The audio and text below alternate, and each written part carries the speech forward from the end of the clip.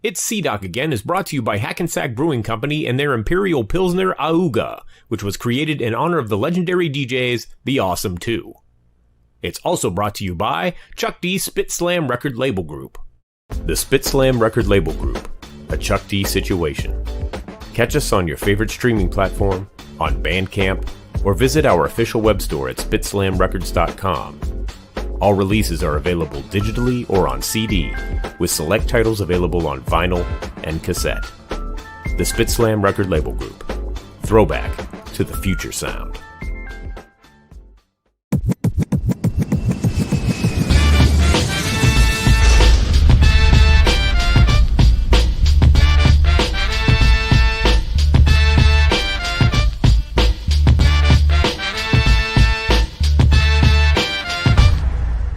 It's C-Doc again.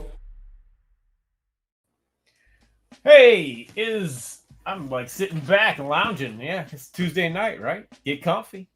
Another episode of It's C-Doc again. Yeah, welcome to the show, everybody. My name is C-Doc.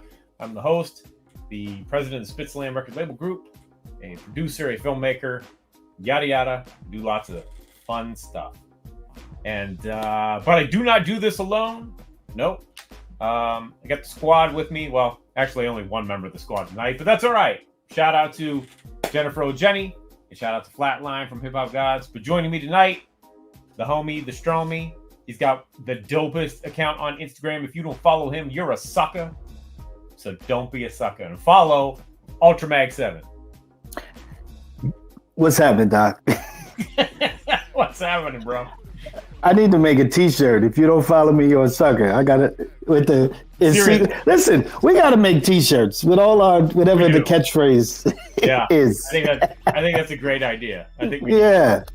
Yeah. You don't follow me, you're a sucker. You're a sucker. Seriously. Come on, man. Well, I can't say that. You can say that. I can't say that. I'll say that all day because again, you have the dopest, one of the dopest accounts on Instagram. It's always enjoyable to see what you're gonna put up next. And, thank you. Yeah, man, it's good stuff. So yes, sir. Big Trav and Vashon in the house. What's up, Vashon? Yeah, we're gonna get into it because our guest is here. You know, and he's back for part 2. You know. I guess we talked a lot last time, but there was still stuff that we didn't get into. So, you know, we'll see what he's got on his mind. Ladies and gentlemen, the Stet Funky Drummer himself, back for part 2, Bobby Simmons. Oh, he got the claps for us. That's great, see? What up, y'all? What's up, Bobby? What up, brothers? How y'all doing? Good, man. Good. How are you? I'm pretty good, man. Good to see you guys, man. Hey, I heard you said, word up, you ain't follow him, you a sucker. Y'all better follow him, man. UltraMag7, you listen to 7, but you a sucker. You know what I'm saying? You a sucker. Yes, that's the front there you go. Sucker, in the back just say sucker. Right. Follow me, man. And I hope one of those videos you get ready to do, yo, man, I know you got mad clips of our show, man. Can you put a fly clip of our shows together, man? Like, cause you magic hat on that, man. You be doing your thing on them videos. You magic hat on that. For real. I got you, Bobby. I got you. I'll be looking at it, I'm like, yo, that one you did with us in that James Brown one was ridiculous. I said, yo, that's dope. Thank you. I said, we got to talk to man. Yo, and also, I know we're going to get into some stuff, but I'm going to put it out there now, and then we can deal with it later. Okay. I think, man, we should figure out a way to work out a Stetsasonic and ultramagnetic tour. Something. Yeah. Stetson magnetic. Stetson magnetic. There you go. Give him applause for that one. Stetson magnetic. Stetson magnetic. I love that. That's dope. That is. There you go. That's dope. All right. Well, here's the funny thing. Keith say when they first came out, because people didn't ultramagnetic, it was a crazy name. He said people were calling them Stetson magnetic. I heard Cool Keith say that. That's dope.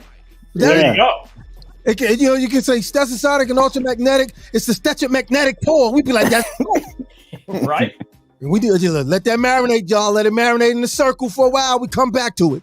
We're gonna put that out into the universe. Put it out. We'll there. have to make that a clip. We'll make that a clip, Bobby. Yep. There you go. There you go. Yeah. Your Ultra Max 7. He wicked with it. It's all right. So welcome back. You were here not too long ago, and we got through some stuff, but we didn't get through everything. All right. In the meantime, in between time, you guys had a pretty serious gig. Yeah, man. Yeah, about 2 weeks ago, going on 3 weeks ago, we played here in New York City. We did the Brooklyn Bowl. Yeah. And it was so it's been a while since we played clubs. It's been a while because most of the shows that we have been doing within the past couple of years that we've been returning back, we've been on like the packed bills where we've been playing like the arenas or the theaters. Yeah. So it's been a minute since we actually played a club that holds over 1,000 or 1,500 people. And when we got there, I thought to myself, yo, Ultra Mag, you. I thought to myself, okay, well, we sold tickets. Kay Pullen said the Brooklyn Bowl was fire. I see that. Yeah, it was. She was there too. Kay Pullen was there. So I said, black people time. What are you gonna show? They said it's going to open 6 o'clock. Black people time. So when Funkmaster Flex, here's what we learned. The Brooklyn Bowl is a bowling alley and it's a theater. It's both. You got the theater in the middle, then you got the alley on the side. Then you got the bar. They got like this crazy bar in the back. And that's where everybody was at. Everybody was at the bar. But when Flex got on and he dropped that first bomb and he dropped that joint, it brought everybody in. That was because I guess they figured we don't hear no music, nothing's going on, so everybody's at the bar. Once we saw that, let me tell you something, man. Big shout out to Funkmaster Flex, man. He came through. He came through for us because he said, yo, I want to be a part of this because he just had love for us. We didn't call him. He called us, and we was like, yo, that's a big thing for him to call us and say, yo, I need to be a part of this. And we was like, because he said he loved the record Go Stetsa. So we was like, well, bet, come through. And he came through. He did 30 minutes of a fire set and had those sneakers lit. So we appreciate him for that. But it was a great show, man. And we also surprised people. I saw someone on social media said, wow, if I'd have known Smooth and Trigger was going to perform, I'm going to catch them again when they come again. So in other words, he was saying, I didn't make it, but I should have came because I didn't know Smooth and Trigger was going to perform. And that's how we had the show set up. We had the show set up where, C-Doc, we only have a very little few features on our album. Right. And we did that on purpose because we didn't want our whole album to be full of features. Right. So, of course, Smooth the Hustler, he's Brooklyn, one of the craziest. Him and his brother got the craziest record. So I told Daddy when I was putting the show together, I said, we need to do the show where we give at least 20 minutes of a Stetsasonic show. Because even though people saw the commercial and they said, special guest, Smooth the Hustler, Rusty Jukes, even though they saw that, I didn't want people to think I'm just going, even if you was coming to see Smooth and Trigger, you was going to leave knowing, I didn't know Stet was like that. Right. You know what I'm saying? So I made sure the show was set up where we did a 20-minute Stet setup, where we did Just Say Stet, No BS Allowed, Now Y'all Giving Up Love. We did our joints. And then I said, this is the point where we could do Cypher. And that's where we did Cypher because Smooth comes in on that. Right. And then after we did Cypher, Daddy said, yo, Smooth, man, before you get off the stage, man, why don't you do one of your joints? And then he did Hustling and he did Broken Language. But Broken Language brought the house in. And on top of that, Smooth texted me that night and said, yo, my brother said with them drums is crazy because it's a live show. Right. Mm-hmm.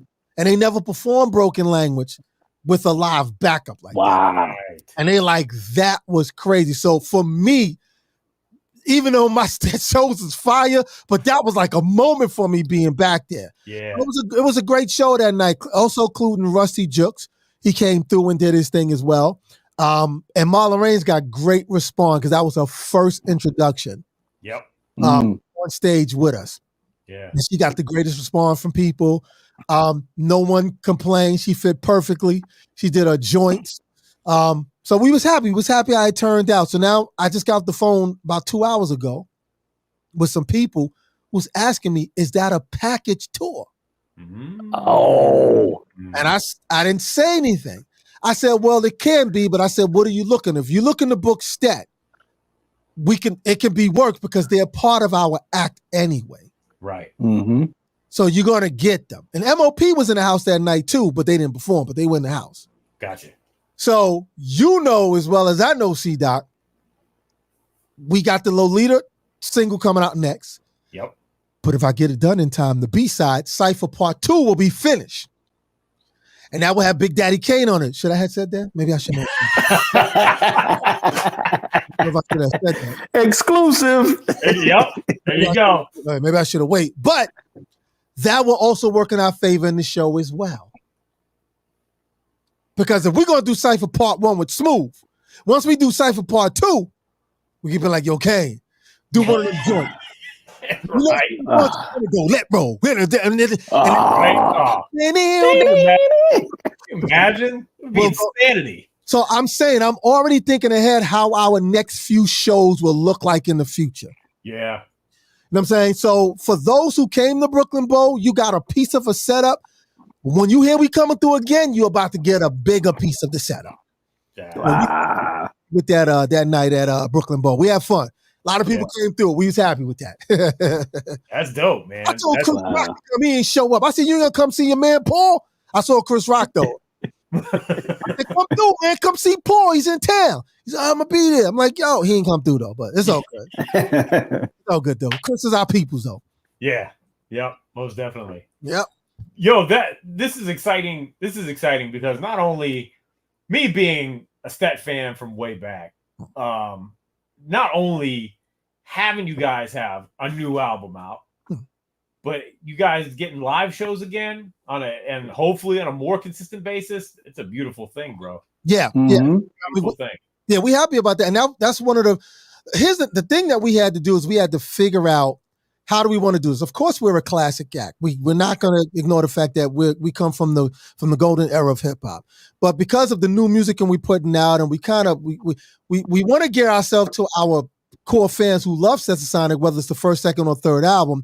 We also want the generation throughout the late 90s going into 2000 understand is that, you know, everything else y'all riding with everybody else, we riding with it too. Because I keep telling people, everybody keep talking about, yeah, y'all should do, you know, what they doing, you know, with the trap stuff. And I'm like, we don't have to do that. I said, all they got to do is buy the On Fire album, because On Fire song is that. Yeah. If you listen, there you go, right there. Just put it up. Look at the cover. Look like Chuck D said. He said that's his best album cover because it looked like a James Brown album cover. but if you listen to the song On Fire itself, it sounds like what they're doing today. The whole and congratulations, Prince Paul. Look what you started with the triple on the hi-hat. Yeah. Prince Paul created this problem where now when music they doing a triple on a hi-hat, and I'm like, so we don't have to make that kind of record. Just get the On Fire album and play On Fire. Yep. We was ahead of our time, man. We was in Chung King studio looking crazy. Yeah. You know what I'm saying? Yeah, like making these records. Yep. Exactly. And you know, the core fans and the people that come to see the show anyway, they're not coming to see that or hear that kind of shit. They're coming to hear the kind of hip hop that you guys do and you excel at. Right, exactly. Yeah, and also we want people to know that we are a great performing act. Yes. Mm-hmm. One of the things that I remember when we did the Runs House tour, we just started the summer of 1988. And I remember when we finished performing, that was at a time where we wasn't in the battle, but Leo Cohen, he made me, that's Daddy-O's boy. I know that's Daddy-O's boy. But Leo Cohen used to make me sick because Leo Cohen had his preferables, his picks, and he used to put us and EPMD together. He would pin us together because EPMD had bigger support from Sleeping Bag than we got from Tommy Boy. So Leo was like, I'm going to go with the one who's more supportive, and Steppenbach was supportive to, to EPMD. The album, come on, we were supportive to them too. It was the craziest album of 1988, strictly business. Right. So Leo Cohen's whole thing was like, I'm going where the money's at. So that was his whole thing. But we did these shows where they would flip us in EPMD. EPMD will open up, we play second billing, or we open up and they play second billing. But I remember this particular night, it was in Tallahassee, Florida. And we play second billing because Sally was hot in Florida. I'm sorry, even though EPMD had the dopest album, but Sally was a big record for us. Right. I remember Jam Master Jay said, I swear to God, I will never forget his quote words. He said, when we all got off the stage, he said, yo, you guys are good, man. He said, don't worry about it. People will get it. This was 1988. He meant about the whole band thing. Yeah. Right. Only act on it as a band. Everybody else, Jazzy Jeff was a DJ, Jam Master Jay was a DJ, Terminator X was the DJ. Yep. They had Caleb Boss as they DJ. This was before Scratch. Yeah. So everybody had a DJ, and we coming on like we the Little Rascals Submarine Silk Screen Band. Drum set, and I'll never forget. Jam Master Jay said, he said, "Don't worry about it. People going to get it." And sure behold, they did. He was right. He said something because he's a musician himself. He's a drummer. Right. Yeah. So he kind of got what we were doing. Though this tour was really supposed to be a hip hop tour, just dancers and DJs, MCs, and here come you guys with like this trap set, like Earth, Wind, and Fire is on the show with rappers. Yeah. But he complimented us and he told us, he said, they're going to get it. And we saw people was getting it because after we did it, I remember at the Apollo Theater, I went to go see Queen Latifah and she had a drum and a DJ. I'm like, wait a minute. Yep. Yep. I remember that because she was on tour with PE in 91, 92. Right. Yeah. And we were like, wait a minute. What the? But we saw, but you got to remember, we were label mates and Latifah's our friend, even to this day, still to this day. Yep. She's our friend. So she saw and they loved what we were doing because to them, it seemed powerful. Mm-hmm. First of all, you had Daddy-O with the big voice. Right. You had Fruquan who just had that ill style. Mm-hmm. You had guys who was doing the beatbox. You had Delight. He had that grown man. My name is Shaheed. And then you had Prince Paul. And then you had DBC. Then you had me. To them, it was so many of us to look at and to hear. Yeah. And they was like, yo, Latifah was like, I remember we had our party, the release party for the Info Gear album. And I remember Latifah said, yo, y'all crazy. I mean, not crazy, but meaning like, there you go. We had a release party for that. And they all was there. De La was there. Latifah was there. And she was just like, yo, what y'all doing is bananas. That's when we were using bananas back then. And we knew that they understood it because look at what Latifah have become. Now, I'm not talking about as an actor. I'm talking about as a singer and even musicianship. Yep. Right. I was thinking like, well, if they doing it, we could do it too. And there it was. It all started, it all started to domino down from Latifah to then you saw MC Hammer was like, I'm gonna put me a whole full band together. You know what I'm saying? And then all of a sudden later on, Fuji's come along and the Roots come, the Black Eyed Peas come along, and Diggable Planet at one point was like, we gonna try this too. So we was happy we saw the way people was moving because they wanted to see how we moved first. Mm-hmm. We see, Doc, we always have been the test tube for everybody in hip hop. Yeah. We've always have been that. And I don't care what nobody say, we've always been the test. Even with this new album, we became the test tube. Oh yeah. Because even though LL Cool J, word up, here we go again. If y'all don't have it, go get it. Right there. Make sure y'all pick that up. Thank you, Ultra Max 7. Make sure y'all get that. If you don't have it. We always would have been the test tube for other artists to watch. We love LL Cool J. He supports us dearly, but LL was watching. Let me see what they're going. When he heard Now Y'all Giving Up Love, he told his man, he said, yo, who's that? And he told him, he said, yo, that's the Sonic. He said, that's the Sonic? He said, yeah. That's what he told Daddy-O and told Daddy-O that he wanted to get it sent to them because they want to put it in rotation. Yeah. Because he was happy that he saw classic artists from his era music. Now, see, Doc, beside what Chuck was doing, and a couple of other people was doing. Name somebody in hip hop that was making new records or new music in 2017 and 18. You can't. Not like that. Not like that. You Nope. can't. Mm-mm. MC Light ain't doing an album. They talking about MC Light didn't make a record in 10 years. Well, Stetsasonic ain't make a new album in 30. Somebody shout that. Like, this is a full-length album we've done since Blood, Sweat, and No Tears. Yeah. You know what I'm saying? And that word, there you go. Yeah, my man. Got it. Stay on it. But I'm just saying, like, can somebody shout out from the top of the hills or the Hollywood sign or something like that? It's been 30 for us.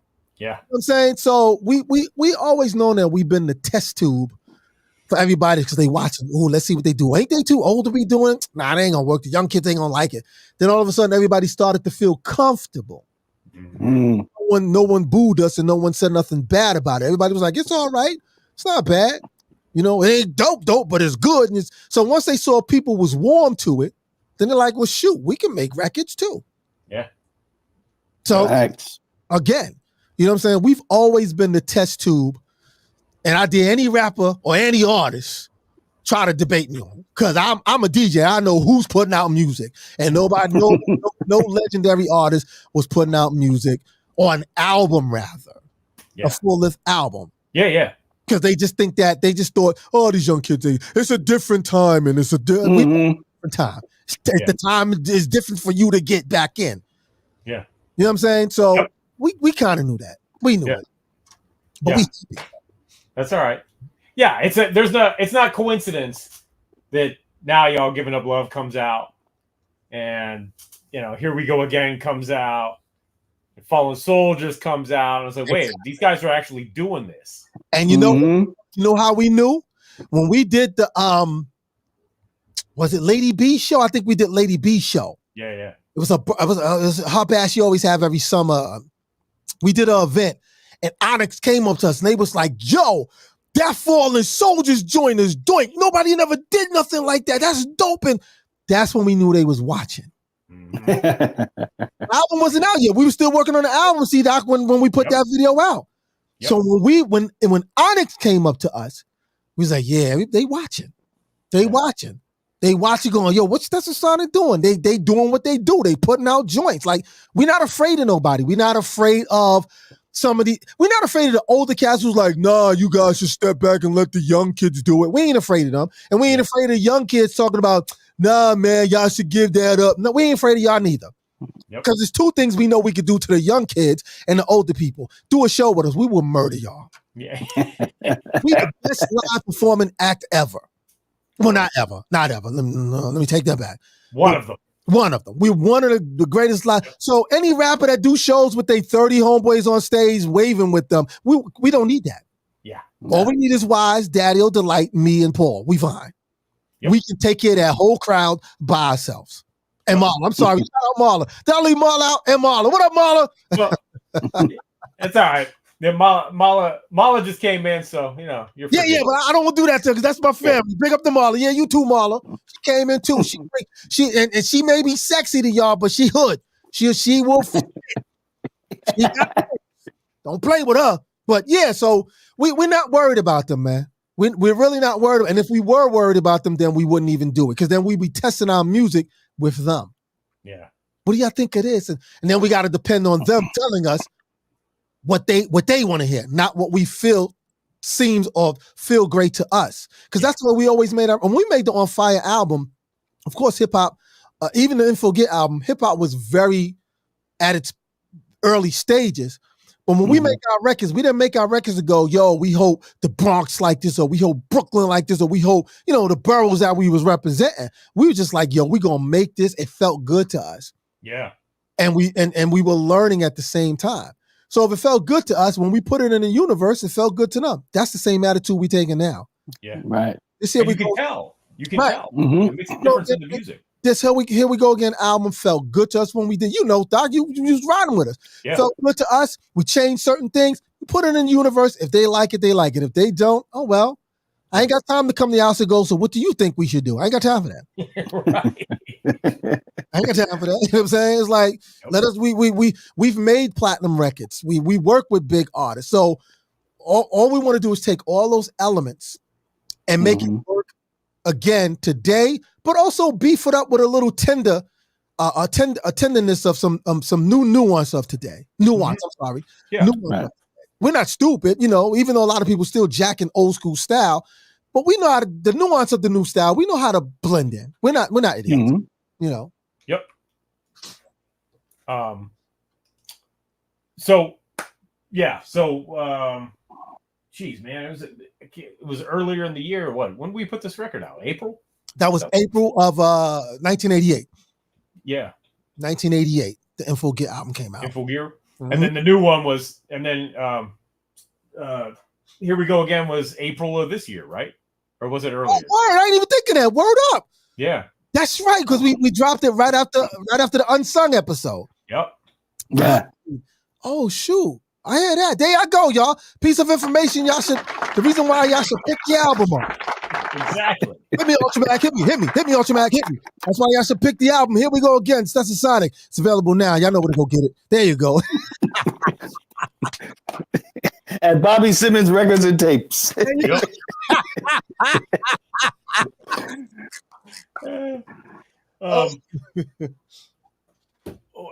Okay, so that's dope, and it's great that you guys are kind of leading the charge, and since the record came out, we've seen the new LL record, right? There's a Rakim album, kind of. There was MC Light, right? Greg Nice did a single. He didn't do an album. Yeah, Greg Nice did a single, and there's somebody else that did a single too, I thought. But it's escaping me at the moment. Or I'm thinking something older. But all right, anyway. But so when you're out and you see your peers from this time, from back in the day, are they asking you questions about this stuff? Like, how did you guys do this? Or are they getting in depth? Or do you see, like you brought up Kane, for example. Kane hasn't put out a record an album in almost as long as you guys. Right. Well, Kane wants to do new music. And I believe at this time he's preparing something. Okay. But Kane was one who also kind of felt like, nah, these young kids really don't want to hear nothing from us, And because we're friends and first of all, we're friends with Kane, but we're also fans because we know what he could do. It's like, you will. It's Christine Smith says Stetsasonic moving lane by himself. Word up, cuz. That's my cuz. Travis said we need new Big Daddy Kane joint. All right, shut up, Travis. Shut up. But Kane, I think again, because Kane has respect for us and we have respect for him, and he wanted to also see how people are moving. And Kane knows how Daddy on how we move. It's like these guys is moving, man. Let me see how this thing is working. Cypher, he called Daddy O and said, yo. And we like, yo, this is what we've been trying to tell you, man. Like, we're not worrying about the people across the street. Right. If they cross the street at the wrong time, they're going to get hit by a bunch of cars. We know how to get across the street even when the light is green. You know what I'm saying? Come on, Kane. Let's just get him. So I think he definitely sees it. But he was also right about one thing of making the right record that fits for him today. Yeah. And he can do it. We know he can do it. We're not worried about Kane. We just wanted him to do it at the time that we was doing it. Right. But we know he can do it, but he was watching. Same thing with LL. LL was watching too. Yeah. He was watching. Yep. And LL was very proud. I remember being in the car all the time, and I said, yo, put it on Rock the Bells, just see if he's playing our record. And maybe before we would get out the car and park, Now Y'all Giving Up Love came in. I'm like, and I took pictures of it and posted like, yo, L's playing. He really put us in rotation. Yeah. He really did. And I'm like, yo, and then I saw him at the Michael Jackson play musical, and I went up to him, I said, yo, L, man, yo, we really appreciate the love you give. He said, nah, man. He said, this is what it's about. He said, that's what I made the station for. We was like, yo, we can ready to drop this album. And he said, when y'all done, bring it over here. I said, well, there you go, L. The only problem is, yo, L, man, why Cypher ain't in rotation? Right. Yeah. Everything else was in rotation. Fallen Soldiers. Here we go again. Now y'all giving up. Look, why Cypher in rotation, man? Come on, man. That's the one. That's another clip. No, but L showed mad support though. We got nothing but love for L Cool J. Yeah. Like, literally, he's one. Like that's what I said to you when I spoke to y'all the last time. Between y'all, Chuck, and L, we was like, okay, people see we moving and we moving right. Mm-hmm. So we appreciate that from him. Yep. It was.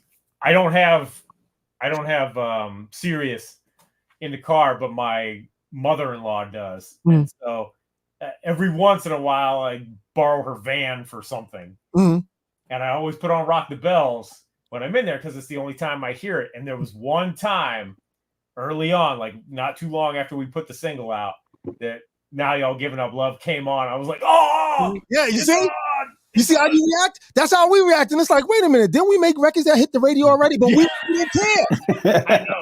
We were just happy, like, yo, I got like them NYU kids, man. Like, give me my phone. And I was taking pictures on the radio, like, yo, Bobby, you've made records that got on the radio before. But it was just exciting to hear that, yo, it's being played, and it was being played more than once. It wasn't like, we didn't have to ask him. He put it in rotation. Him and Jay, they put it in rotation. Yep. And we were happy about that, man. We was really, really proud that someone seen and heard the work and said, nah, this is really good. It didn't sound old. It don't sound dated. Yeah. It was like, yo, and L asked J Hud, he said, who is that? He said, Stetsasonic. Stetsasonic, like Brooklyn, New York is our home. That's you know what I'm saying? So we was happy that we can make music that we don't have to worry about people going, oh, they sound old school or dated and blah, blah. We're not worrying about them. Yeah. We're really not worried about them. If trust me, if we was worried about them, Doc, we probably wouldn't have given you as many songs as we have. Yeah, sure. Because we would have been arguing about it should sound like, and I always argue with Daddy-O sometime when he say, when we was doing the album and we wanted to get certain features, he was ready to put everybody. I said, yo, D, we don't want this album to be a bunch of features. We need a Stet album. Let's pick 3 or probably 2 people that we can feature, because we don't want the features to outdo the work we're doing. Yep. And it panned out, man. It's like, nah, yo, I want people to know that you guys are still good lyrically, because at least it helps people go, okay, I listen to the album because of them, not because of Buster's on it. Right. Yeah. You know what I mean? So it worked. It worked. And we're going to continue to do that. Even on this next album, we're going to shoot for another 2 features. Yeah. Right. We're not going to try to over feature it. We're just going to work with people that fits like a glove with us. You know what I'm saying? We don't need to get Cardi on it just because she has a Instagram following. We don't need that. Right. You know what I'm saying? We don't need to call Ice because she has. We don't need that. Yeah. There's some people out there who think we should do that, and I told them people, I think that you are crazy. You know what I'm saying? Why? It'll put you guys back, and we already back. We're not lost. Right. You know what I'm saying? I can see if we was lost and we weren't nowhere to be found, we could be found. Yep. You know what I'm saying? I turn on my TV. I'm watching the Fresh Prince of Bel-Air, and the dude said, yeah, Stetsasonic. He said, I'm like, what the? Somebody on the Fresh said, yeah, they were the Roots before the Roots. And I was like, let me go find where I can find this. I'm jacking it, and I'm, you know me, Ultra Bag, I'm posting. Yep. So we know we're around. You can find us. We're not lost. Yeah. You know what I'm saying? So trust me, man. And well, I don't have to say to y'all, but to the people who's listening, we're not afraid of the generation ahead of us or the generation that's even behind us. We're not afraid. Yeah. We work with some of the best people and some of the best musicians in the world who were different in their time. Yeah. So that means we can still be different in this time. Yeah, of course. Yes. We ain't worried. Yep. All right. So last time you were here, and we talked about some of your musical history. We never got around to a couple of things. One of which was Flava videos. Okay. Yeah. Can you talk about how? Well, tell people that don't know how it started and come out, because that came out of after Blood, Sweat, No Tears, right? Right. No, Yeah. it actually came out. Yeah, well, yeah, because I actually started it when Blood, Sweat, No Tears got released. Okay. Because let me tell you real quickly how that went down. So it was a young lady by the name of Rosie, an Italian woman. Her name was Rosie G. And so the guy at the station there was trying to do like a new version of MTV with this girl. And I got us booked on that show because she was a cool friend of mine. I said, yo, we got a new album coming out. I need to come on your show.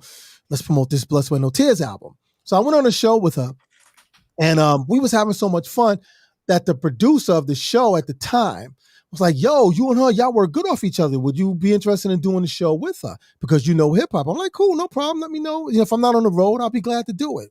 So we did it. Unfortunately, he had a problem with the station owner who owned the station that he was airing the show out of. Well, that same station owner came back to me, gave me a call, like I think maybe 3 months later. And he saw the value in music videos. At that time, we talking about 92, 93. Right. He saw the value of music videos at generating a population of people who will come to the channel and watch just music videos all day. So he came to me, he said, yo, Bob, he said, would you be interested in doing a music video programming? I'm like, okay, cool. That might be dope. What are you looking for me to do? He said, I don't care what you do. You're the guy. You know how to, music, you can put together whatever kind of show you put. I said, well, shoot, that's cool. So I talked to him. I was like, what kind of money we talking? I'm not, I'm Stetsasonic. Right.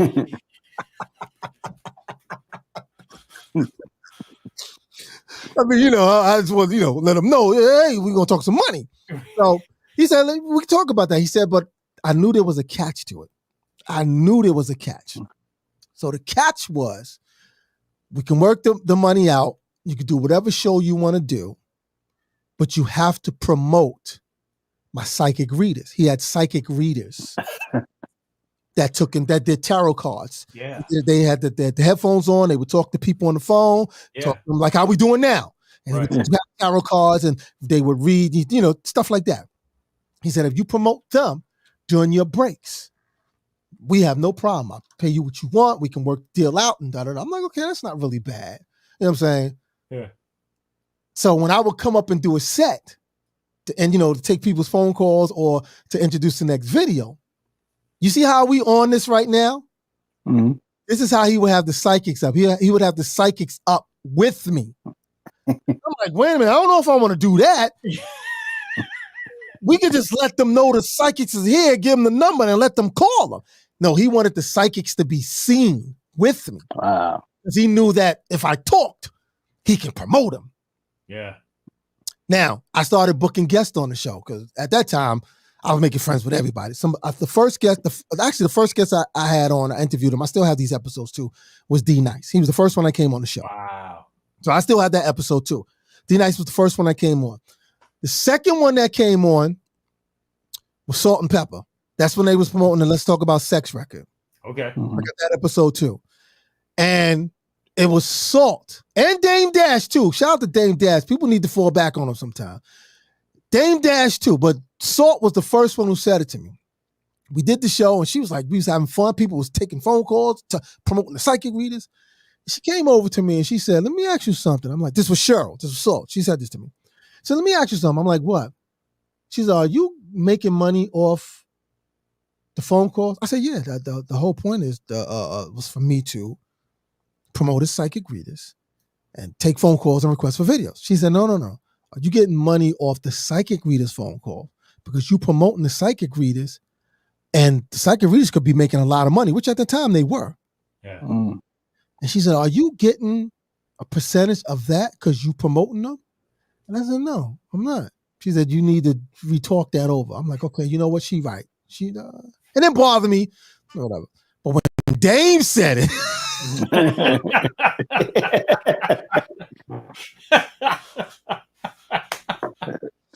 when Dame Dash said it, yo, man, yo, and you people, because Harlem was watching my show. People in Harlem, they know you, son. They know you, fam. They know you, man. You know how Dame talk. They watch you. Like, you be playing everybody. You be playing videos nobody don't really play. MTV don't play that, and they getting to see all the exclusives.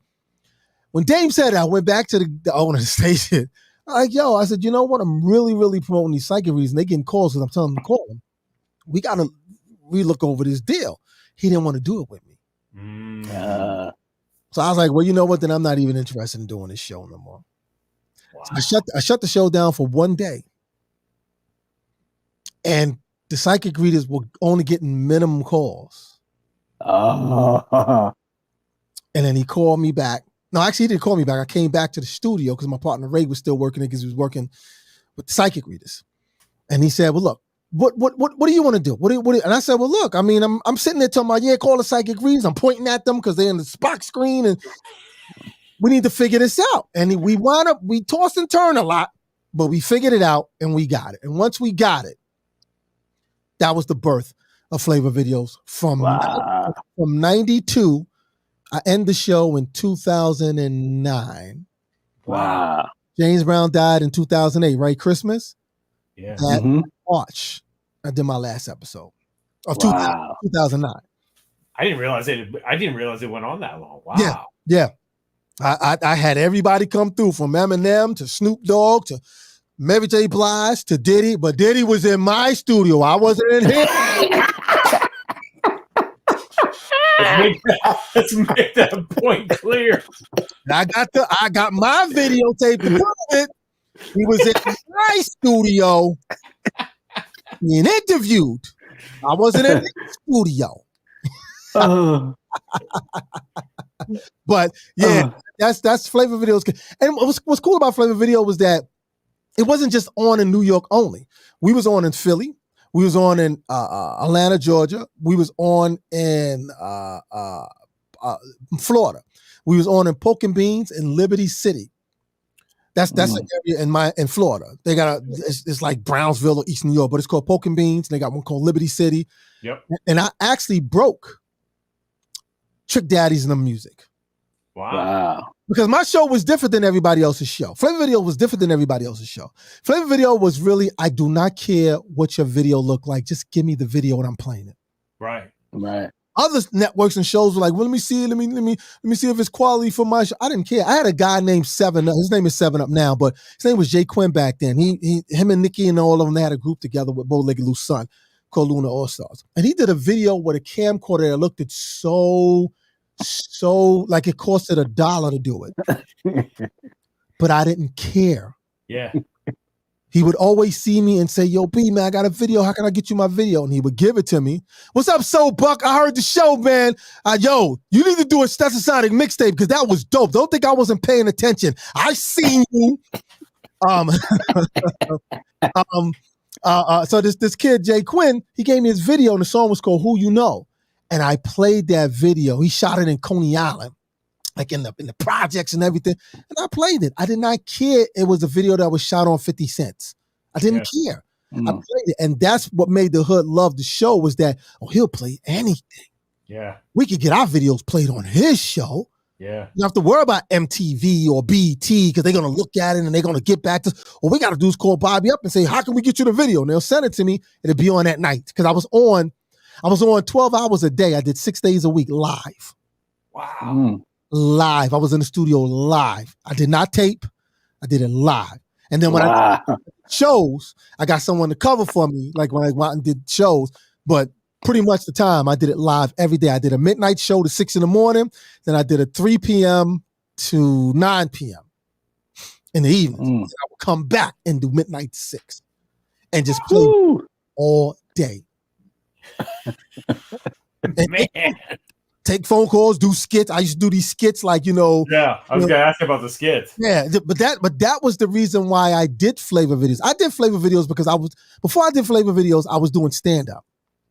Okay. It was me, Tracy Morgan, Donnell Rollins. This was 1991. And we used to, of course, Donnell Rollins and Tracy Morgan was way better than me because I couldn't do. They used to do these sets. I couldn't do a set.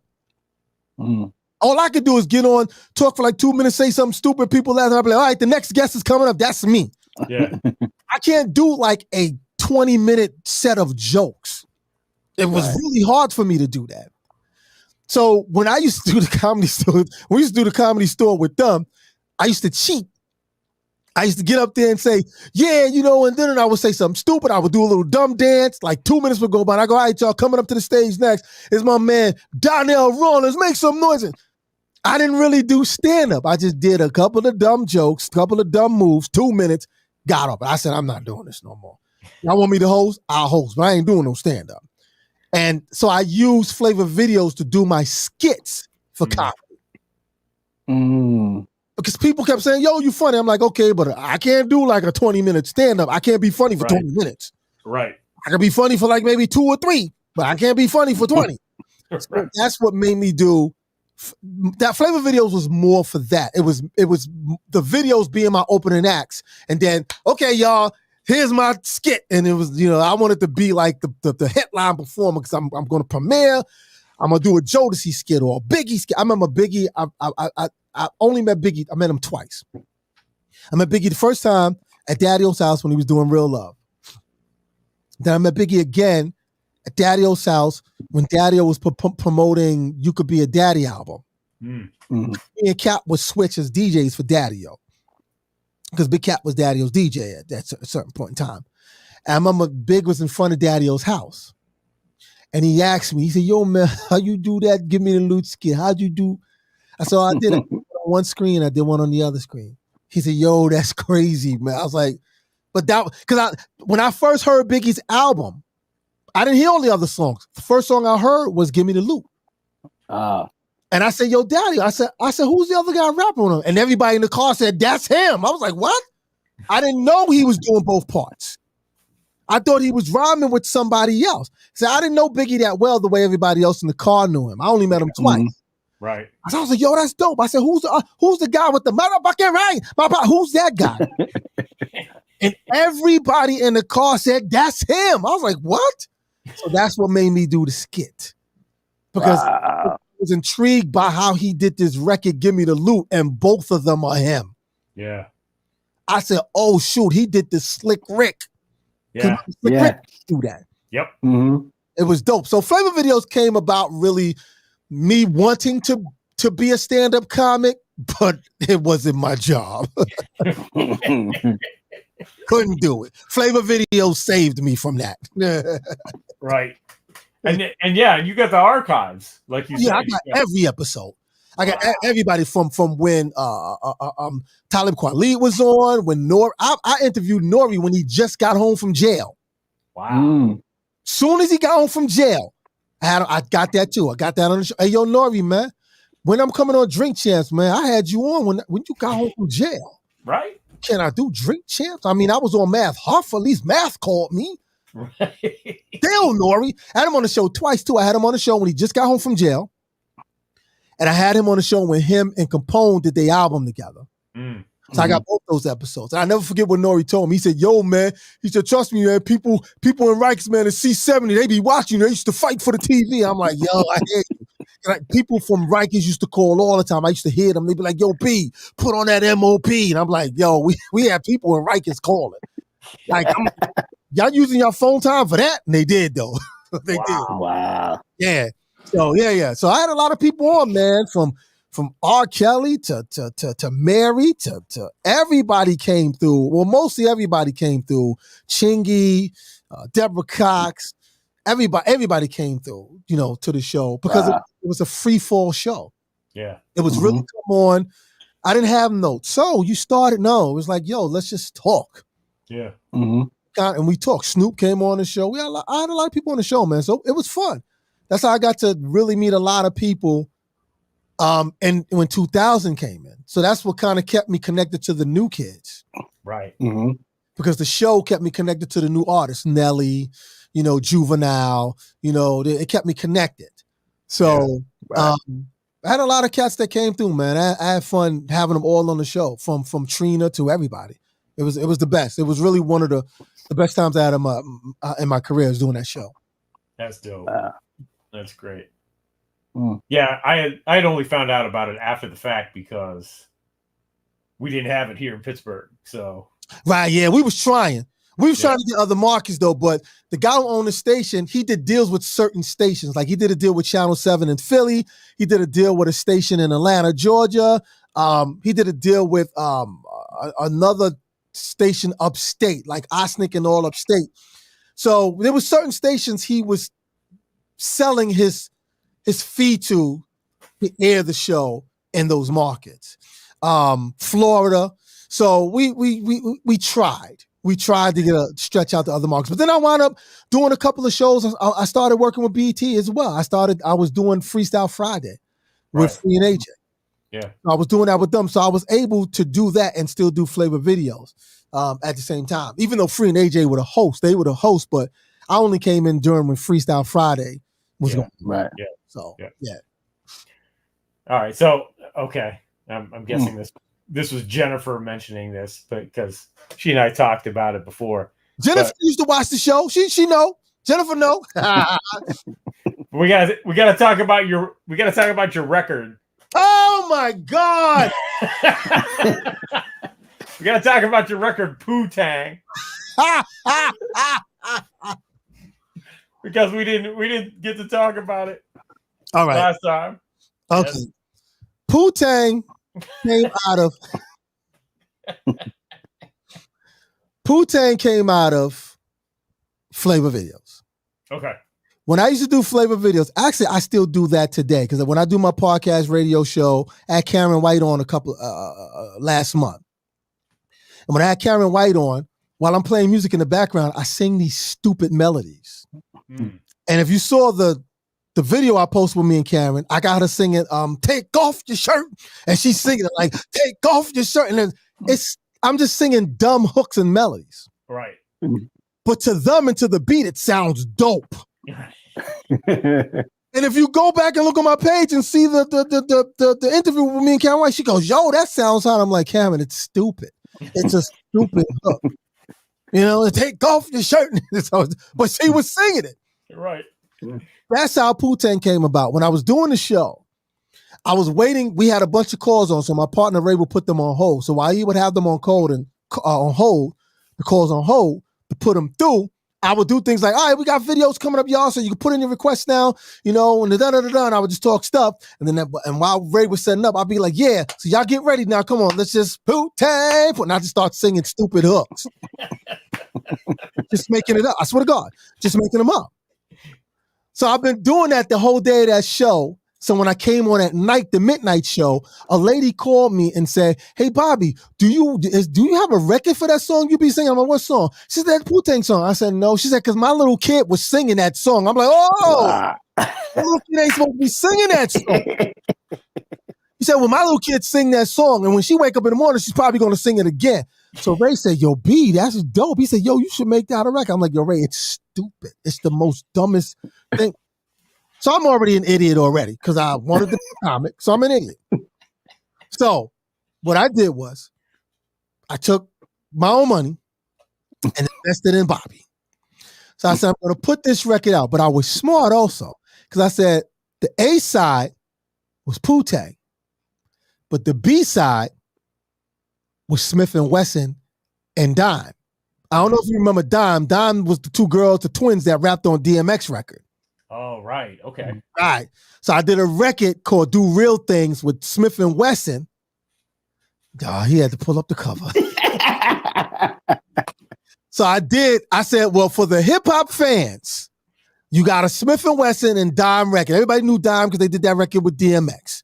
Right. So I was like, yo, I got hot people. So this way, if Poo Tang is too stupid, B-side is a hip hop joint. Like it's a banger. Yeah. So I had to play it smart. But for some strange reason, people like that dumbass record.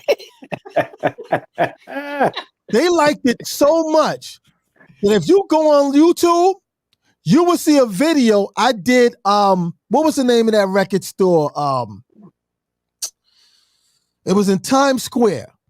I can't remember the name of the record store, but I did an in-store signing there. It was a big store. It was like Virgin version. Oh, yeah, Virgin Megastore, yeah. Mega store. I did an in-store. And yo, Ultra, C-Doc, I will lie to you. I'm proving to you that I'm not lying to you. I'm telling you to YouTube it. There was a long-ass line. Around the corner are people coming for me to sign the CD, and I had T-shirts made. But the album cover, Poo-Tang. And I said, these people are a bunch of fools. I'm like, they really like this record, Poo-Tang, Poo-Tang, come on now. You got to get up the Poo-Tang. And I'm like, mind you, it sounds like a dirty record, but I'm not cursing in it. Right. I say no curse in the record. Not one curse. But the song sounds dirty because Poo-Tang, Poo-Tang, come on now. You got to give up the Poo-Tang. Give it up, y'all. That's the song. They really like this record. But if you great. And if your people if your audience watching now, go type in Bobby Simmons in store. You'll see it. Yeah, a long line. The guy who was doing the camera, you see all these people waiting online with a CD. I'm like, these people really like this freak record. It's always the thing you least expect. Yeah. But big up to Daddy-O because I hired Daddy-O as my assistant.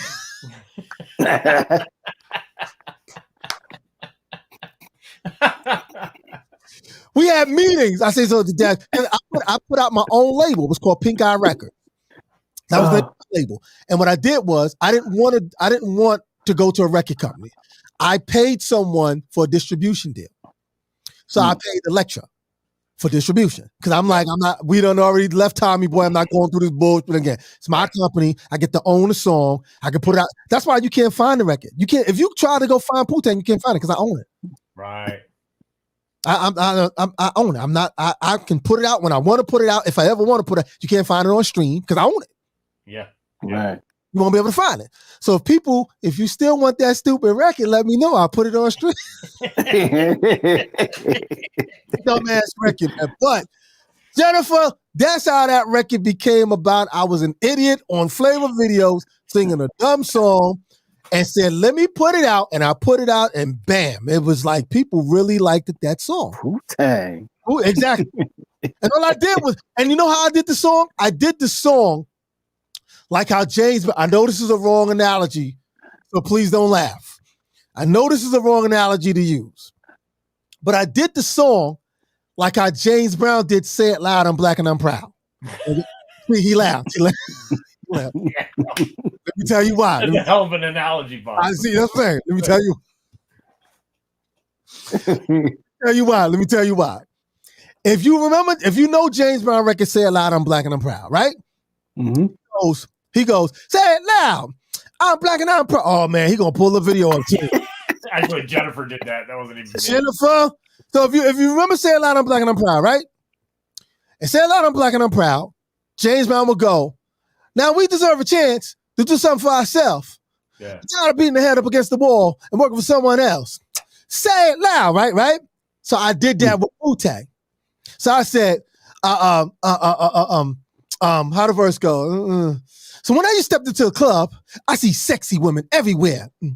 Some of them are bald-headed. Some of them has extensions in their hair. You know, I can smell the rich perfume as the lady struts on by. Then I go, with they sexy boots on, they skirts up real high. Come on, y'all. Poo-Tang, Poo-Tang. I took the analogy of James Brown saying, because I can't sing C-Doc Ultra Max 7. I can't. Right. I can't sing. So I figured I didn't want to rap it. Right. I didn't want to do a rap song called, but then I'd have been doing a loop thing. Yeah, right. Listening to and watching the song video for the first time. Wow, when was this? I guess I missed out. Yeah, that was 2000. 2000, yeah. That record. So yeah, I got the idea from how James Brown walked, Say It Loud, I'm Black and I'm Proud. That's what I said. It's a crazy analysis, but wow. That's how I got the idea to do the verse and then to do the hook. Because I couldn't sing and I wasn't trying to write a rhyme. It was like, figure out the dumbest way to do this record, Bobby. And I figured out. Thanks a lot, Jennifer. Oh, that's great. appreciate you, Jennifer. That's great. I Awesome, had man. to. I'm so sorry. I just had to. That's all right though. Am I proud of it? I don't know. You won't catch me performing at no Stet show. I know that much. Listen, Bobby, few things have made me laugh. What's that? In the last couple weeks, but to watch that. So I just had to. Well, thank you. I'm calling a night on everything that I used to do. When we did Brooklyn Bowl, Daddy-O had the nerve to say, yo, Wise wanted Bobby to do one of his Flava video skits, and people in the audience was going, go, Bobby, go. They wanted me to do the Michael Jackson, and I did a spin, and they was like, whoa. I was like, see, I'm not doing that. I'm not doing it. Y'all some crazy people. But it I have to say, though, it was fun doing the video. Yeah. Because when I produced the record, I did this record by myself. I had nobody in the studio. I did everything. I did the drums, the programming. I got somebody to play the bass line, but I did everything. I did the hook myself. So I just kind of figured I'm doing a dumb record. Right. But when I shot the video, Jennifer, I had fun doing that because we shot that video in January of 2000. And it was brick cold outside. And there was a line of girls waiting to get in the club we were shooting because they wanted to be one of the Poo-Tang girls. Going to myself, you know what, Bobby? You need to quit after this. Because I felt bad. Like all these girls got on mini skirts and it's damn near 2 Rudolph the Red-Nosed Zero outside. And they got on skirts. And if you see the video, those are all the girls. They got on skirts and boots. And I'm like, yo, this. But the guy who was directing the video was like, no, B, this is going to work. I'm like, yeah, for you. You know what I'm saying? Like, I was freezing out here. So it was fun shooting the video. Smooth and Trigger was in the video with me as well. MOP is in the video. Sharon Corley, my boy, he's in the video too. He's an actor. He remember New Jersey Drive, the movie New Jersey Drive? Yeah. Mm-hmm. What's the other movie with the teacher? Where Mark Anthony was in that movie, Substitute. Right. That movie. So Sharon he's in that video too. So it was fun shooting the video. Now, Jennifer, don't be mad at me. The girl who's supposedly to be my girlfriend in the video, in the car, she was a porn star. Bobby,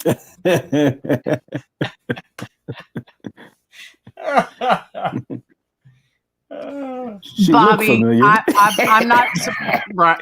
There you go. Not surprised. Now, you want to know how I met her? Through Flava video.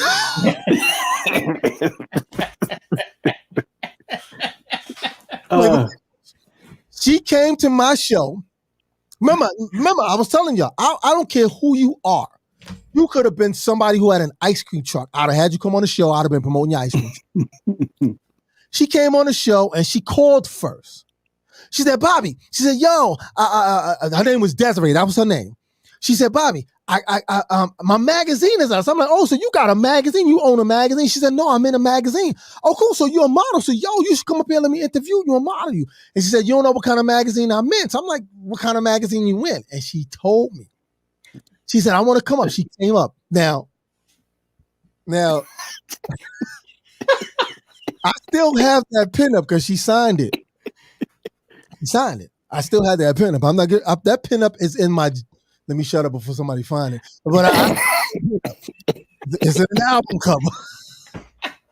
Oh, I put it album cover. That's how I met her because I promoted the magazine.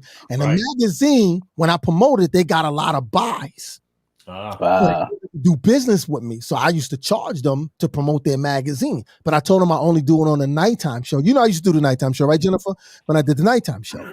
That's when I was able to play the X-rated videos. And that's how I met her. I met her. She had pages in that magazine. I was like, ooh, she had pages. Pages. Okay, but how old is she now? Oh, Desiree, I believe, is 49, either 49 or 50 now. 49 or 50. Yeah. Yeah. But she was a sweet girl. She was, she was nice, but she was just doing, Paying the bills. She had to do. Yeah, that's what it was, but she, and the funny thing about it, she recruited most of the girls for the video. Oh. She recruited most of the girls for the Wu-Tang video. Oh. The girl she recruited in there. So I was like, but back then, Jennifer, people, they enjoyed the show and it seemed like they wanted to help with whatever I was doing, with my career. Yeah. And I thought it was cool. I had fun. I actually had fun shooting that video, meaning I had fun because it was the first video that I was able to do by myself. Yep. And had control that wanted to know how I wanted to look. Yeah. But it was actually fun doing that video, Puta, But nah, that record is buried. If you got a copy of that record, lucky you. once the copy sold out of and Virgin in them stores, I was like, no, I'm not repressing this again. No, this record is dumb. It's a dumb record. So whatever. Y'all just gonna have to whatever. So, but yeah, that was great times for me. Probably gonna be 75 years old before. Yeah, maybe then I will. By then I might need to. I'll be telling the girls, Jay, come on, I'll be in a nurse on. Come on, girl, Wu-Tang.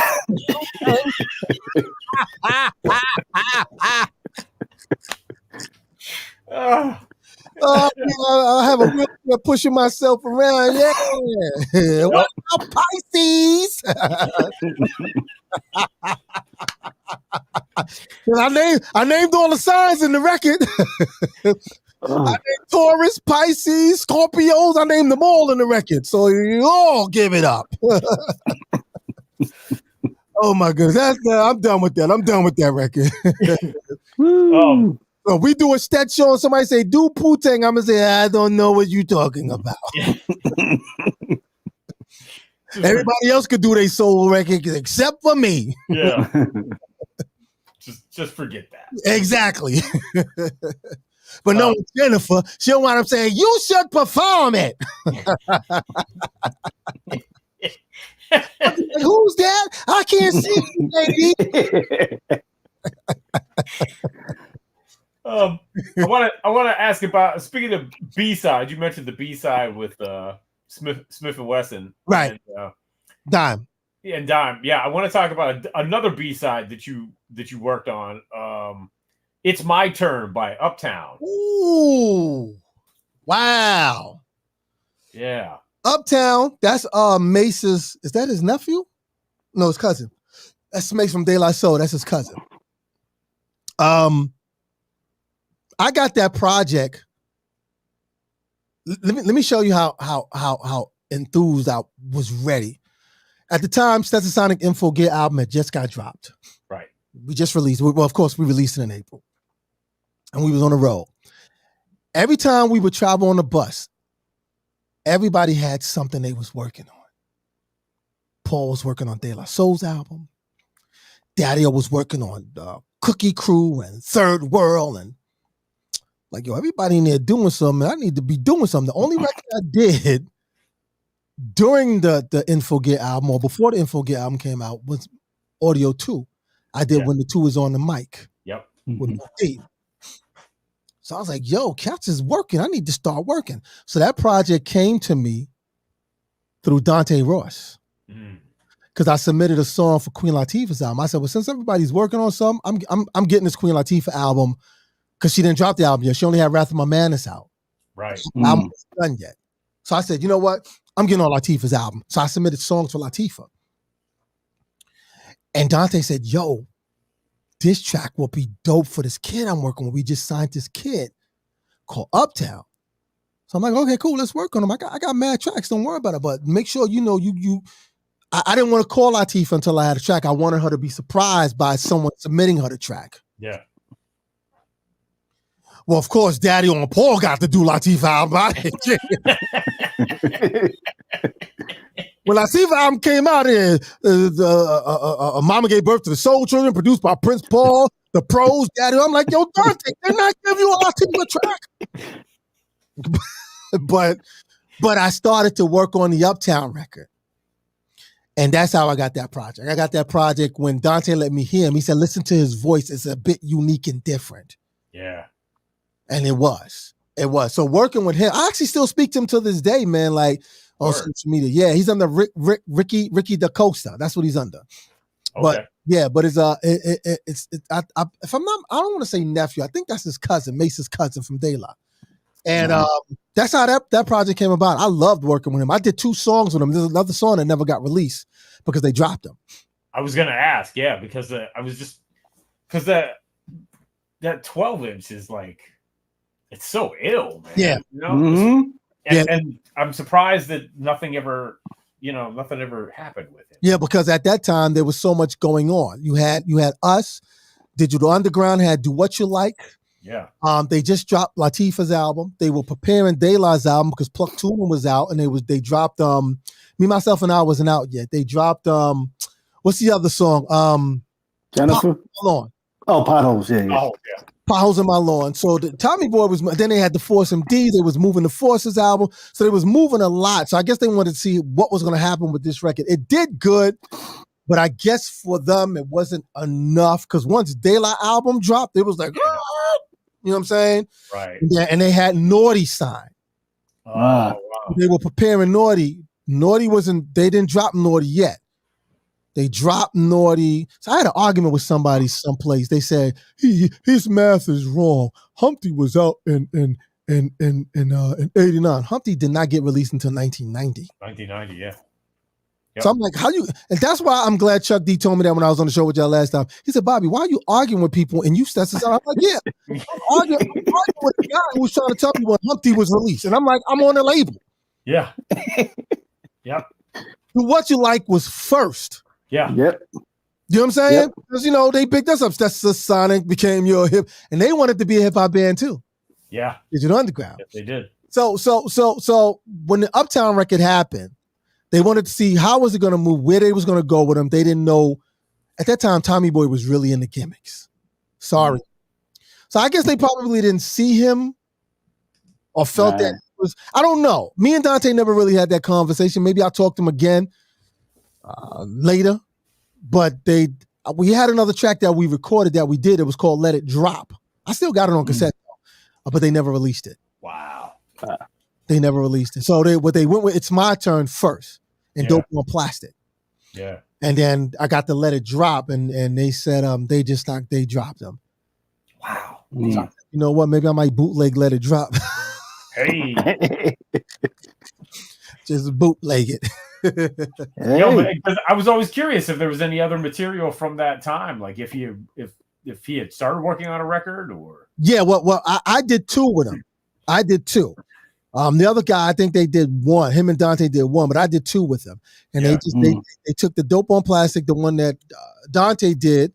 Yep. And they took It's My Turn. Yeah. And they said, so that's when I was like, yo, now I'm producing, by myself. Because everybody in Stet was making moves. And I was like, yo, what's going on? So that's when everything started to turn over for me. And I began producing other records with other artists though. But yeah, that Uptown was that literally was my first record that I ever produced. Wow. The first. Wow. Yeah. Dope. Dope. Who were some of the other artists that you worked with that you were surprised by the experience? Like turned out to be a really great experience. Shabba Ranks with KRS-One. Because at the time, the people at the company, Sony, Epic, big up to Vivian Scott because she was a believer. They didn't think reggae and rap was going to be commercial enough. So this was when was that record? That was 1989. Yeah, that was 1989. That was 19. Yeah, no, I'm sorry. No. That was 1992. That was 91, 92. Yeah. Okay. That was 91, 92. And though Chris was already doing boom bap reggae because he was doing that boom bap stuff, yeah, he was already doing it. But thought like, well, that's boom bap. We looking for something to be more commercial. Well, they did well with what's that record? That record, Shaba, one with Maxi Priest. Oh yeah. That record. Yeah. We need something more commercial like that. So radio can be it could be radio friendly. But again, here's a member of Stetsasonic or Stetsasonic being test tubes again. We did the jam and he was like, well, we don't know if it's going to commercially work, but it's a good record for reggae and hip hop. KRS-One is on it. He's a name. That record did extremely well. Yeah. Well, now everybody now doing, not to say we were doing hip hop and reggae first, because I already made it clear that Chris was doing that boom bap. Right. Other reggae artists who kind of mashed up with hip hop. Chris was doing that. What's my man name? He was down with Chris, Matt Lyon. Yeah. So I don't want to make it sound like we were doing it first, but we were the test tubes of it. Yeah. You know what I'm saying? Like we was flowing the engine with it to see what was, because we were fans of all of that. Yeah. Mm-hmm. So we wanted to blend it all in. Remember, Daddy-O did Third World. Yep. It's a reggae group, reggae album. Me and Daddy-O did Eka Mouse record, which never got released. Wow. Yeah, that never got released. Eka Mouse. Wow. Yo, Daddy-O, find the dats to those. We can put them joints back out. Right. Yeah, Eka Mouse, we did that. What else we did reggae? We did a couple of more reggae joints. Well, of course, everybody know we produced World of Girl. We did No Woman, No Cry. Yep. We did that one. So we were really into merging reggae and hip hop together. Mm-hmm. So the Shabon was one of them. I think the Tony Terry was a good experience too, because I got to learn how to produce vocals as a singer, meaning as a singer. Yeah. Because I worked with Shannon, would let the music play, but I was able to work with someone there was two vocalists I got to work with. One was Curtis Hairston, who he was an 80s artist who sang with BBQ Band, and Tony Terry. Yeah. Tony Terry, vocally, nasty. So I got to learn his style of cutting his vocals and recording and producing vocals. So he was another one that was interesting. I think one of the most interesting one was no, not the Rocky Five. Because I did the Rocky Five movie with 783. Yeah. I did that. I did the Home Sweet Home. I produced that track. It was an interesting one was Black Flames, when me and Daddy-O did the Black Flames. Oh yeah. Me and Daddy-O, we went and cut that record and we sent it back to Faith Newman. Well, we sent it back to Russell. And Russell didn't like what we did originally. Okay. We was on some live band, like we was on some we gonna do Slave, but we gonna do it today style with a live band. Russell didn't like it. Didn't like it. So Faith Newman called us back and said, Russell don't like it. He wants something more hip hop, kind of what Hank and them was doing. Yeah. So we was like, yo, Daddy-O was like, yo, I don't know what to do. Yo, Bobby, you want to do this? I'm like, nah, D, we can mess with it. We can find it. But I knew what Russell was looking for because Russell seen what was happening with BBD. Yeah. He saw what was happening with Poison and Do Me Baby. Yep. So I said, D, this is what we're going to do. Let me jack that beat from Fantasy, from Guy. And then I'll play drums on top of that. And you do scratches. And then we call Don Newkirk in to play keyboards. And that's how we made that record happen. All I did was remember Guy record, This Is My Fantasy. Remember that record? Yeah. That break, that got that. And then went in and played drums. I did that. I did the drums. Yeah. And Daddy-O did the he did that. And then Don Newkirk did the boom, boom, boom, boom, boom, boom on the bass. And then he worked with the guys on doing Walking Down the Street, Watching Lady. He did the vocals. Yeah. And it sounded like a New Jack mashed up Belle Biv DeVoe Public Enemy record. Yeah. Russell said, that's it. I said, okay. There you go, dude. We got a top. It went top 50, top 10. So we had a top 10 R&B record. Wow. So, but Russell, if you should tell Daddy will let you play the original version, I bet you're going to like it. We did some live joint, like we did some Prince, like we was going for the live thing. Russell didn't like it. Wow. And they never put it out. No, we Russell didn't want it. Wow. He said, hey, go back in and do it over. Wow. He went back in and did it over. That's when he had Faith Newman. That was his go-to girl. Yeah.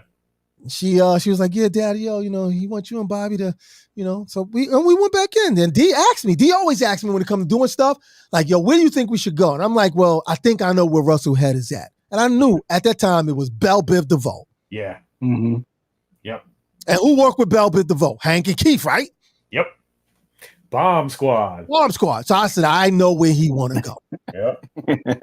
So I said, let's just do it. I said, I can still play live drums on it. We can still get live keyboards on it. I know what his ear is listening for. Yeah. And I gave it to him. We gave it to him. We gave that record for him. And we just did all our nice drops in the mix, like a hip hop record, and he loved it because it was mashed up. Yeah. You know what I'm saying? So we got a top 10 record out of it though. So we happy. Man, that was their last record too, or one of their last records. Yeah. Huh. Yep. One of their last records. Yeah. I always wondered what happened with those guys. Well, what's his name died? I forgot the cat name. He died last year. Okay. But what's his name? Yaya is singing with Surface. He's the new lead singer of the group Surface. Wow. And Don is in Virginia. He's a video director. Wow. So the two members are still around. Yeah. Yeah, but Yaya, he's the lead singer. He's the new lead singer of Surface. Wow. Yeah. So they still trying to hang in there. Yeah, that's dope. Mm-hmm. Well, Mr. Simmons, anything else you want to bring to our attention? Nah, only thing I want to say, man, is listen, man. Ultra, set me up. Get that. Here we go again. Album available. Here we go again. There's the people. I know people watching. It's the Here We Go Again album. Stetsasonic. It's available now. You can stream it. Actually, you can stream it, but I don't want y'all to stream it. Purchase it. Go pick it up. Get it. Get a CD. Get a cassette. Just get it because we want everybody's support. The latest video going to be released next is Lolita. Yep. So we actually shooting the scenes now. We'll have it done hopefully in a couple of weeks. That's going to be the new single. Shout out to Daddy-O. Shout out to Wise, aka Lito Brigante. Shout out to Delight. Shout out to Mala Reigns and shout out to Prince Paul. Me and Prince Paul was on fire. I don't know if you saw it, C-Doc Ultra, but me and Prince Paul was on fire. You guys were, yep. We were just playing around. Like we were just like warming up before the show start. Doing the damn thing, yep. I'm like, yo, Paul. Daddy-O sent me a bunch of footage today from the show, so I'll be looking at all that a little bit later. Ultra, man. Yeah. Come on, man. You got to make us look pretty, man. Come on, man. I got you. Come on, Bobby. Come on. You know I got you.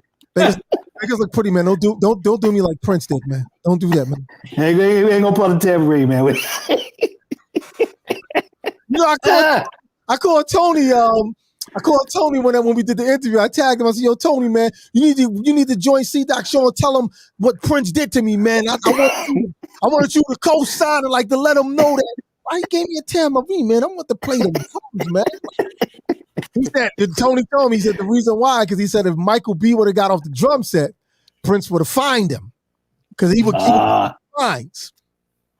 Wow. So if Prince didn't say, Bobby, get on the set, yeah, you don't get on the set. Yeah. Right. Yeah, but because Michael B is a Stetsasonic fan. That was Prince drummer. That was the heavyset dude. Yeah. I think he played with System. The name of the group System something. He plays with that eclectic rock band now. He plays with them. But Michael loves Stetsasonic. Every time I hang out with the new Power Generation, he always go, "Yo, where Daddy-O at?" I love Daddy-O voice. He likes the way Daddy-O raps. Yeah, he likes when Daddy do that. He likes that voice. Yeah. Oh, yeah, he loved Daddy-O voice. So he knew I was a drummer. So Tony told me, he said, "Nah, man." He said Prince would have fined him if he would have figured out said. But here's a piece of information. I spoke to Questlove maybe a month ago, and he had the same story. You got the tambourine. So I don't feel bad. That's crazy. That's crazy. Long as he got the tambourine too, Yep. I'm good. And I saw the video too. Prince, it was at Madison Square Garden, and Quest. Long as he got the tambourine too, or there will be some beef. Oh. Nah. I just love them Prince stories, man. I cherish them because I'm just glad that I was in the presence of this man. Like, Yeah. I got to watch them sound check. Radio City Music Hall. Prince sound check from 1 o'clock until showtime. I'm like, who does that?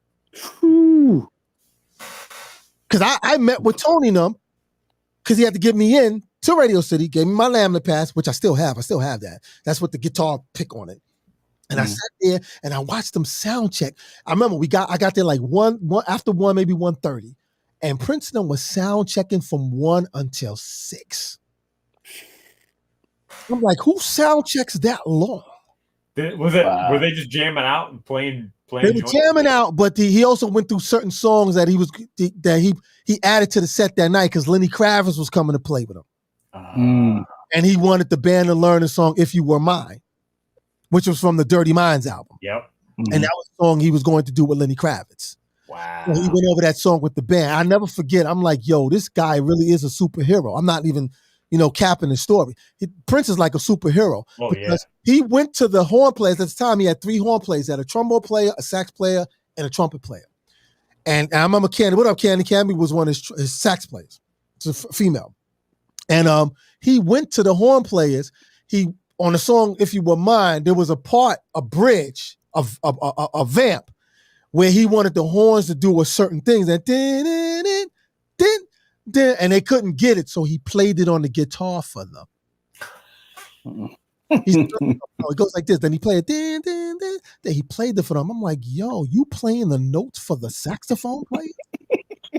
So this guy was like really a superhero, man. Like, wow. like the Prince stories, man, that I got to witness and be in the presence. I cherish them, man. Like literally, my oldest brother, who's a musician too, got mad at me because I met him before. I said, yeah, Junior, Prince came to see us. He ain't come to see you. He came to a Stet show and Public Enemy show. He ain't come to see you. So, because my brother was the Prince fan. I got introduced to Prince through my brother. Yeah. So I cherish, like when I'm telling Prince stories, people be laughing. And then people know that my stuff is legit. I don't go around telling Prince stories like Prince, like me and Prince hung out and we play basketball. I never got that far. My experience was just being at rehearsals, being at sound check, and being at the jam sessions. Always around that because Tony was my dude, and he always made sure I was there. And he was a Stetsasonic champion too. He was always like, "Yo, this is my man Bobby from Stetsasonic." He was always a Stet champion too. That's why we're still friends to this day. Yeah, Cool. that's dope. All right, last question, real quick. Big Trav, are you bringing Flava videos back? That's like asking me if I'm doing Poo-Tang live in a show. No. But I'll do a Bobby podcast show. It won't be Flava videos, but I'm still doing it off and on. I do like podcasts where I bring acts on, play their videos, but it's not a Flava video. I'm moving on to the next chapter of what we're moving into now today. Yeah. So, yep. Yeah, I'm into that, but hey, man. I'm glad you guys asked me on again. Did we get everything out? If not, I can come back in November or December. But Bobby, you come back anytime you want, bro. Also, think of something I missed. If I missed something, be like, yo, Bobby, you missed it. I come back. But actually, seats open. Yeah. We'll bring you back when you got new step music coming. Yeah, but you know what? No, don't tell Jennifer though. You just too late. Because if you tell Jennifer, she's going to go find something else that I did, and she's going to pull the video up. So don't tell her. No, that's all right, Jen. I thank you so much, Jen. But Jennifer, that Poo-Tang is over with. It's done with. It's done. I'm finished with it. That's it. until I do get 78 or 80 years old, then that might be fun.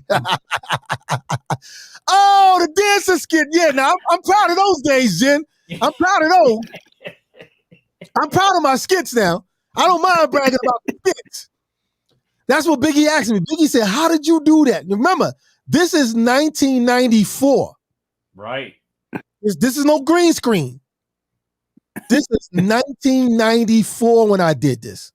Wow. People keep telling me, they say, yo, Bobby, you was the first social media.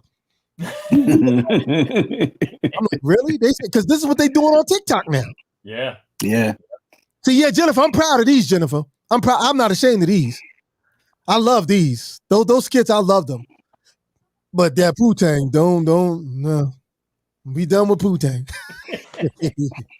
Enough of that. But I thank y'all. I appreciate you, Jennifer. I appreciate you, Ultra Max 7. I appreciate you, Doc. Doc, we got work to do. We got work to do, bro. So we're going to get this new Lolita song in. Yep. Cypher with Big Daddy Kane. Did I say Big Daddy Kane? Did I say that? I don't know if I should have said that. Yes, you did. Exclusive. Did I say that? But it's all being prepared now. And we getting ready, man. So yeah, we're gonna continue to move on. And y'all also know we preparing for the new album as well, because we want to get as many songs in with New Member Mala too. And we happy that we even got on quickly on the Lolita. Yeah. No, which is the little switch up. Did you hear it? I haven't heard it yet. You gotta be kidding me. Yo, Doc, I'm gonna send it to you, man. Are you kidding? I'm not. I haven't heard it yet. I'm gonna send it to you. Yo, the switch up on it is crazy when Mala come on. I'll send it to you. I got you, man. I'll send it to you. Okay. I'll send it to you. Can't wait. Thank you, though. But I thank y'all so much, man. Thank you, Bobby. Always enjoy coming on there with y'all, man. Please, whenever the seat is open, I would like to come back and just hang out with y'all, man. Just of course. Gab and have some fun. Of course. Yeah, man. Of course. Yes, sir. All right. Y'all have a good night. You too. Peace and blessings to all of y'all. Y'all be safe. All right. Bye now. The Stet Funky Drummer, Bobby Simmons. Part The 2. Tambourine Man. The Tambourine Man. Always an adventure. Yes. Always an adventure. Bobby Simmons. Mm-hmm. Yep. Also joining us tonight, she got her start in classic rap radio. From KDAY, our lady from the heyday of KDA, Jennifer O'Jenny. So, thanks for stopping by. That's what I'm here for. I had to stop in and try to corral Bobby. Yeah. Well done. Well done. Yeah. So, yep. Get out. If you haven't heard it yet, check out that new Stetsasonic record. There you go. Please do. Yep. There's tapes out there somewhere. Stores. Online. Go online. You go to spitslandrecords.com, cop a CD. You can go to their Bandcamp page. Sonic Bandcamp page. Support them directly. You want the digital version. All that fun stuff. And I don't have a date yet, but it will be coming to vinyl. So, yes. Yes, Master Jams, it is on cassette. There are cassettes out there right now. So you can find those online. Yep. everything I have from Stetsasonic is on cassette. There you go. Yep. So everything I have is on cassette. Dead cassette. Yes, indeed. Yeah. Yep. And yeah. So well, I'm sure Bobby will be back again. So of course. Yep. It's fun. Yeah. The next live he does when I pop in and he'll go, "Hey, Jennifer." Yep. Yep. He'll be back. Exactly. Yep. So what else? What else we got? Anything else? Ultra Mag? I just want to give a shout out to my homeboy Darius T. Witt. Has got a new joint out there on YouTube called Flip Phone. So check out that video. Darius T. Witt. And Yo D, I know I owe your video. It's coming. My bad, but check out his video. Check Finger that out. rolling. Yes. Also, there is a new Flatline's not here tonight, but there is a new episode of the Hip Hop Gods radio show.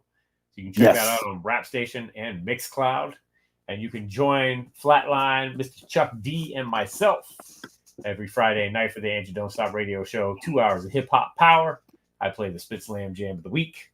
And you can join Ultra Mag, Jennifer O'Jenny, and our man DJ Soulbuck, who was in the comments earlier, every Sunday for the mixtape where he spins the joints of the people that we got coming up next week. And who's our guest next week, Ultra? Straight from the United Kingdom, we have my main man, Blade. Wow. Yes, so we're going international. Going international. Oh, yeah. So join us next week here, Tuesday night, 9 p.m. Eastern Standard Time, Channel 0. We'll be talking to Blade. Should be a great time. I want to thank everybody watching live and in the chat, everybody watching on the replay. If you dig the show, please like and subscribe. Tell a friend. Get the Bring the Noise app now. And I think also tomorrow night, right here on Channel 0, if you're up late, 11 p.m. Eastern Standard Time, I think the Mocha Only and Dave Sy should be back for another episode of Body Hat Weekly, where they go through some rare and obscure albums that they dig on. They go track by track. I think they'll be around tomorrow. So check that out. If they're not around with a new show, you can check out some of the archive shows that we've got. And Jennifer, you have something else to say? I just want to thank everybody for the condolences. Yes. I want to thank everybody for that. Indeed. Yep. Indeed. Much appreciated. Yeah. Yeah. We love you guys. Our fans, our audience. We love you. We appreciate all the support. And yeah. Remember, Blade is going to be up late. Yes, he will. Yes, he will. Yeah. We had a conversation about that. But he was cool with it, I guess. So we'll see everybody next week for another episode of It's the C-Doc again. Thank you so much for coming through. I'm going to try this new outro video and credit scroll. Let's see how it works. All right. Peace.